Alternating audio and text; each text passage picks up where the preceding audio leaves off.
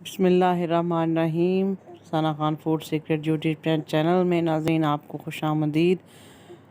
آج کی اس ویڈیو میں ہم آپ کے لیے طب اور حدیث کی روشنی میں ایک ٹپ لے کے آئے ہیں، جو ایک سوال بھی ہوتا ہے ہر انسان کے ذہن میں، تو اس کا کیا حال ہے وہ آپ سے شیئر کرنا ہے۔ تو ویڈیو کرتے ہیں اپنی سٹارٹ۔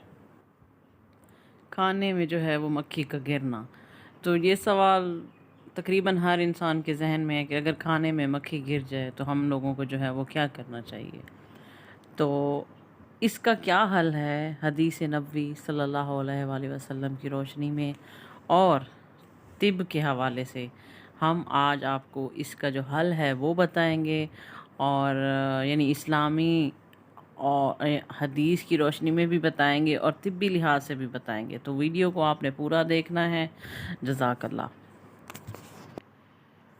کھانے میں اگر مکھی گر جائے تو کھانا ضائع نہیں کرنا چاہیے، بلکہ اس کو ٹھیک کر لینا چاہیے، کیونکہ رسول پاک صلی اللہ علیہ وآلہ وسلم کی حدیث مبارکہ ہے کہ کھانے کو مکھی کے گرنے کی وجہ سے آپ نے ضائع نہیں کرنا، بلکہ اس مکھی کے جو دونوں پر ہیں، دونوں پروں کو کھانے میں اچھی طرح ڈبو کر پھر آپ اس کو باہر پھینک دیں، اور پھر وہ جو آپ کھانا ہے وہ آپ کھا لیں۔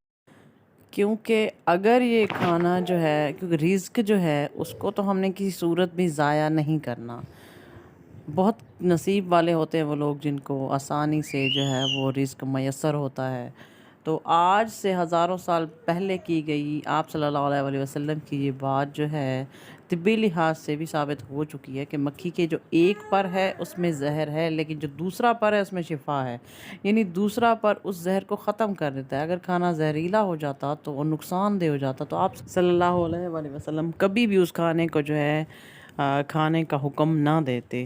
تو آپ نے، اگر آپ کے کھانے میں مکھی گر جاتی ہے تو آپ نے اس کو ضائع نہیں کرنا، بلکہ مکھی کو جو ہے اچھی طرح اس میں ڈبو کے اور اس کو پھینک دیں۔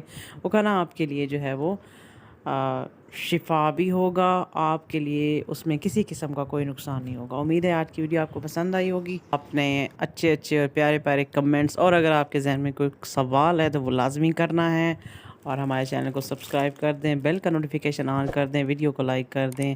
اپنا خیال رکھیں۔ نیکسٹ ویڈیو تک کے لیے اللہ حافظ۔